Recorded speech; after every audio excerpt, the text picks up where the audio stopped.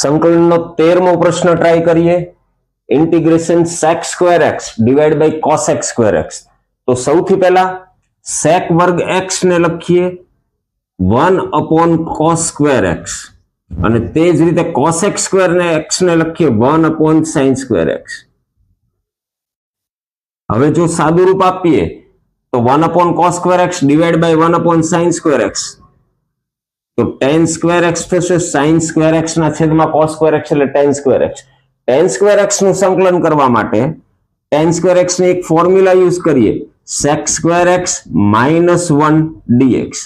હવે સંકલનના બાદબાકીના કાર્ય નિયમ માટે સૌથી પહેલા sec વર્ગ x નું સંકલન થશે, sec વર્ગ x નું સંકલન થશે tan x -1 નું સંકલન થશે x અને પ્લસ ઇન્ટિગ્રેશન કોન્સ્ટન્ટ c.